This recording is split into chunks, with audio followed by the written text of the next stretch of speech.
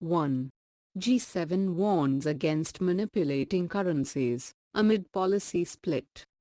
GS Paper 2, Global Groupings. Why is it in news recently? G7 ministers warned against members manipulating their currencies. It was against host Japan, whose plans to tame the resurgent yen ignited a policy split in the club of rich nations. G7 ministers also warned of the risks from a shock to the world economy if Britain votes to leave the European Union next month. What else they said? They said uncertainties to the global outlook have increased, while geopolitical conflicts, terrorism, refugee flows also complicate the global economic environment. Japan came under pressure over its repeated threats to intervene in forex markets to reverse a rally in the yen, which had put it on a collision course with its G7 counterparts. What is currency manipulation? Currency manipulation is a monetary tool applied by central banks. It occurs when a government buys or sells foreign currency, to push the exchange rate of its own currency away from equilibrium value or to prevent the exchange rate from moving toward its equilibrium value. A currency is said to be strong when its price is up, and it can buy more things. A currency is said to be weak when its price is down, and it can buy fewer things.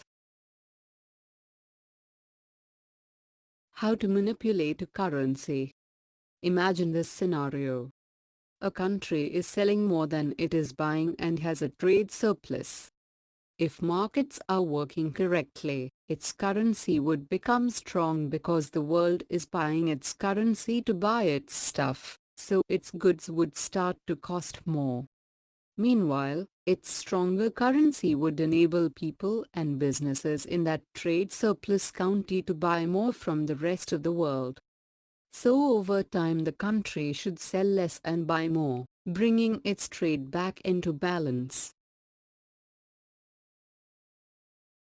But suppose that instead of lots of people and businesses in the trade surplus country using the stronger currency to buy more stuff from the rest of the world, that country instead has a central authority that uses the surplus of incoming cash to buy the currency of other countries.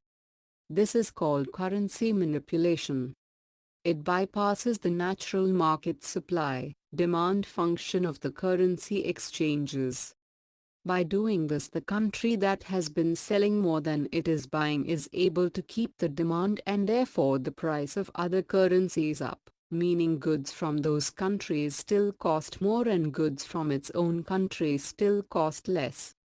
Investors want their country's currency to be strong at any given time and manufacturers want their country's currency to be weak at any given time. What lessons can world learn from China's currency manipulation? For years, China has devalued its currency in order to manipulate both the Chinese economy as well as the global economy.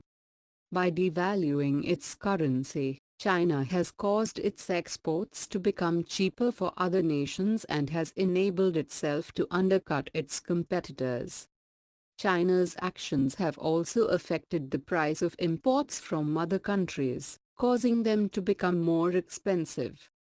These high-priced imports have made it hard for other nations to compete in China, which has ultimately stimulated business for local Chinese companies and negatively impacted countries like the United States of America. This will increase trade balances, leaving a trade deficit. 2. Government caps royalty fee on new GM cotton traits at 10%. GS Paper 2, Government Policies and Schemes. Why is it in news recently? Seeking to further regulate cotton seed market, government capped royalty for the new genetically modified GM traits at 10% of the maximum sale price of Bt cotton seeds for the first 5 years. The move could hurt biotech major Monsanto's India business. What after 5 years? After the 5-year period, royalty would reduce by 10% of initial value every year. If the GM technology loses its efficacy, the technology provider would not be eligible for any royalty. What for these rules have been introduced? The new licensing norms have been issued to ensure that all eligible seed companies get access to the GM technology. 10% royalty gives some legal cover. To encourage competitiveness in the cotton seed market in the interest of farmers, the new guidelines prescribe that licensors should consider all eligible applications seeking license to obtain new GM technology. Thus the technology provider cannot refuse a license to any eligible Indian seed company. If delayed by more than a month, the license will be deemed to have been obtained. How is present scenario? Presently technology companies are forcing seed companies into one-sided contracts without any legal backing. Seed companies are not even allowed to test a new technology from another company. In the past, companies like Monsanto earned royalties even on expired patents for bulbar diabetes cotton technology, and the latest order will protect farmers' interest.